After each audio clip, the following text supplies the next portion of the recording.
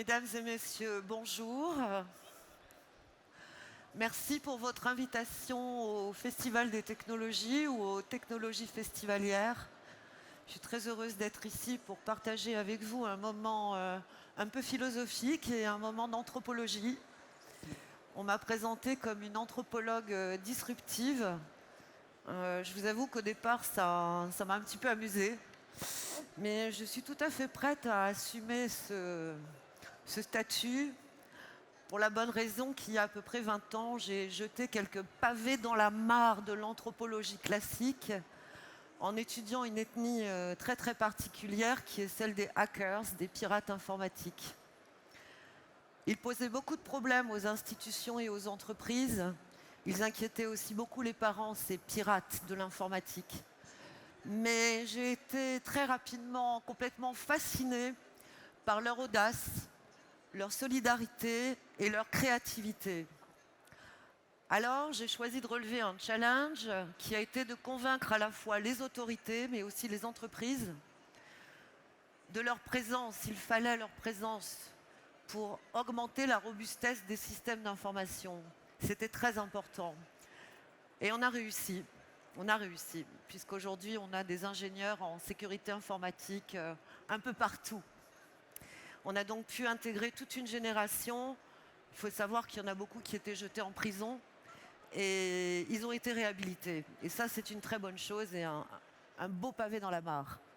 Le deuxième pavé dans la mare, il a pu avoir lieu grâce au Cercle européen de la sécurité des systèmes d'information, que vous connaissez peut-être, créé par Gérard Rio et Dominique Rio, qui a été créé en l'an 2000. Et pendant 10 ans, j'ai eu l'honneur de le coordonner. Et ce que nous avons lancé, c'est un programme de fabrique culturelle. On a fabriqué la culture cyber, la cyberculture. Pas seulement pour les entreprises et les institutions, mais aussi pour les jeunes, les parents et les enfants. Ce cercle existe toujours et il continue le travail. Mais il y a quelque chose à laquelle on n'a pas pensé. C'est cette hyper-informatisation, parce que finalement, dès les années 90, il y a une déferlante de l'informatique partout, dans nos foyers, dans les entreprises, à l'école et dans les universités. On ne s'est pas posé la question de savoir ce que ça allait pouvoir permettre de fabriquer. En termes d'innovation, j'ai nommé l'intelligence artificielle et le Bitcoin. Voilà un petit peu mon propos en introduction, mais je voudrais vous rappeler quelques chiffres pour que vous vous rendiez compte de la situation. 60,80 millions d'internautes en 2024, et évidemment ça a augmenté. Un taux de pénétration de 93,8%, on parle de la France, 50,70 millions d'utilisateurs, 78,2% de la population. Je vous parlerai tout à l'heure du pourcentage qui n'apparaît pas sur ces chiffres. Alors, la question que je pose aujourd'hui, c'est est-ce qu'une hyperconvergence des réglementations serait possible pour qu'il y ait une équité dans les usages de l'informatique? Parce que ce n'est pas encore tout à fait le cas. Le premier constat, c'est que tout au long de ces années, nous sommes devenus un cloud, un nuage d'informations. Notre numéro de sécurité sociale, le numéro de notre rue, un numéro de compte en banque, un numéro de téléphone, tout cela nous représente et quelque part nous constitue. Or, ces données rejoignent tôt ou tard, peu ou prou, le big data. Je pense que dans cette salle, tout le monde sait ce qu'est le big data. Or, le big data, on sait très bien en prospective que ça va devenir absolument exponentiel et qu'il va d'ailleurs falloir réfléchir à comment gérer ce big data. Ce big data, il va nous permettre des actions dont nous ne sommes même pas encore en mesure d'imaginer la portée. Il y a 20 ans, on n'a pas imaginé l'intelligence artificielle. Là, je peux vous dire qu'on n'imagine pas encore ce qui va surgir d'ici 10 ans. Alors, on va s'attarder un petit peu sur l'intelligence artificielle, qui est une éruption absolument fascinante et bien concrète du génie humain, parce que je rappelle quand même qu'avant d'être artificielle, elle est humaine, cette intelligence. Et pourtant, on en parle comme d'un monstre qui surgit et qui aurait la capacité de troubler ou de détruire notre intelligence, nos capacités d'adaptation, nos compétences, remplacer nos compétences techniques, alors que c'est notre propre création. Avant l'intelligence artificielle, il y a d'autres phénomènes qui ont troublé notre culture.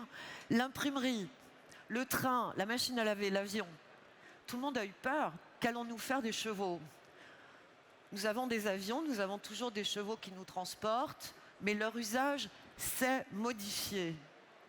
Alors la question qu'on peut se poser aujourd'hui, c'est est-ce que l'intelligence artificielle va se contenter d'augmenter l'intelligence humaine? Est-ce qu'elle peut à terme la remplacer? Ou bien les deux? C'est à nous de décider. Les possibilités numériques, elles sont innombrables. Par exemple, on peut imaginer qu'on va pouvoir se servir de l'informatique pour prédire le moment de la mort. Je ne sais pas si vous vous rendez compte de la révolution que cela va entraîner. Il y a déjà des expérimentations. Cela va remanier toutes nos relations à l'institution, à l'administration, à l'éducation, à l'assurance, la notion d'assurance, la notion de soins. Donc cette IA, c'est vrai qu'elle nous promet de belles surprises. Un autre exemple, c'est celui du métavers. J'ai vu avec surprise que c'est un objet que vous aviez choisi pour le Festech, pour évoquer le Festival des technologies. Le métavers, il intéresse évidemment les anthropologues parce qu'il permet la duplication d'un être humain, le digital twin. Mais il permet aussi la copie de son habitat. Il y a d'ailleurs une très belle expérimentation présentée par le CEA pour regarder le pôle sud de la Lune sur le festival. Le métavers, il a des applications fantastiques en matière de santé, d'éducation, mais il permet aussi, et ça c'est absolument incroyable, de visiter un endroit sans bouger de là où nous sommes. J'ai demandé à Étienne Klein, qui était là hier, de me donner l'anagramme de métavers. C'est un jeu qu'il aime faire. Et Étienne Klein m'a répondu, métavers, l'anagramme, c'est vaste mer. Autrement dit, un océan. Très intéressant. Métavers, c'est un mot valise. C'est un mot totem qui vient de méta, au-dessus, mais au-dessus de quoi? Et qui vient de vers. Vers qui indiquerait une direction, mais quelle direction? Toutes les directions. Finalement, tout le monde en parle de ce métavers. On ne sait pas s'il va déferler avec autant de force que l'hyper-informatisation dans nos cultures, mais personne ne sait vraiment le définir. Ce métavers, ça n'est pas la seule invention importante qui pose une question écologique. Est-ce que le métavers pourra être recyclable? Est-ce qu'il pourrait y avoir des éco-conceptions? C'est très important de se poser ces questions-là à l'heure où nous sommes tous très très concernés par la bonne santé de l'environnement naturel.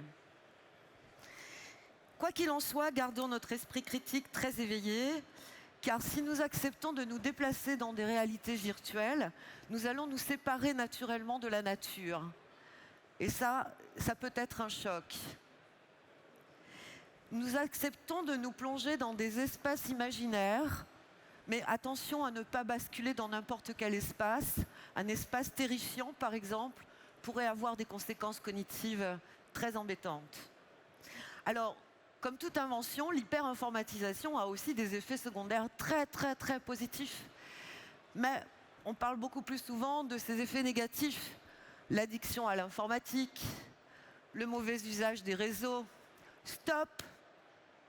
Il y a aussi des effets positifs. Il y a un développement de compétences intellectuelles absolument incroyable grâce à l'hyper-informatisation. Et je vais en citer quelques-uns.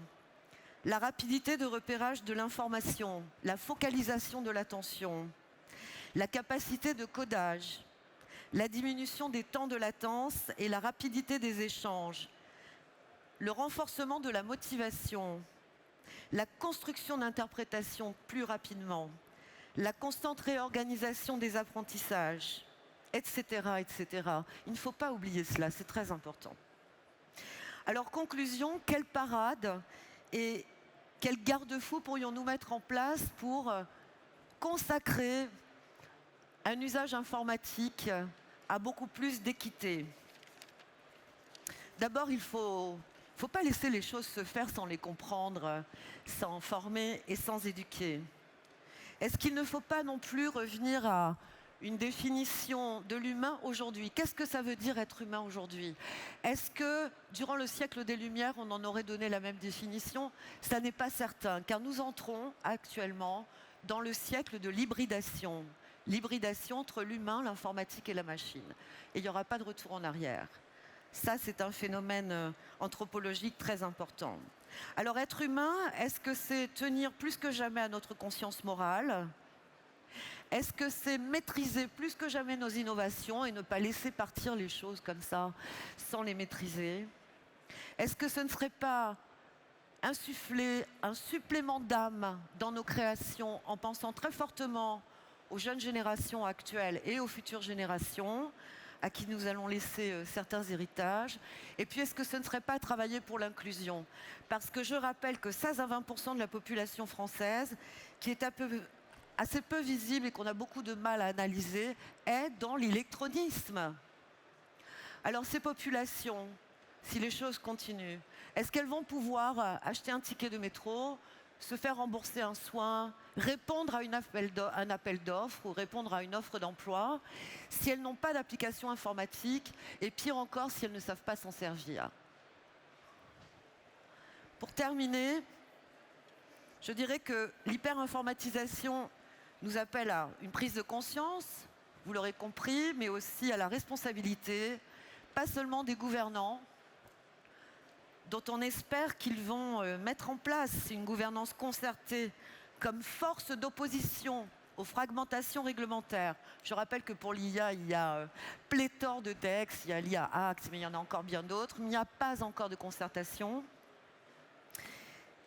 C'est aussi un appel à l'augmentation de l'intelligence émotionnelle. C'est une thématique qui est actuellement étudiée par l'Organisation de coopération et de développement économique, parce que l'OCDE considère que c'est la future clé de succès pour demain. Et il faut souligner une chose, c'est que les soft skills, les compétences humaines, vont reprendre de la valeur.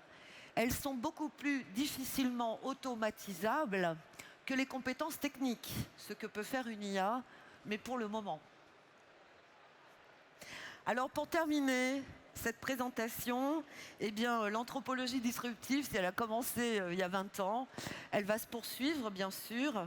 Elle a commencé avec l'étude des digital natives, que j'ai appelé les enfants du numérique à l'époque.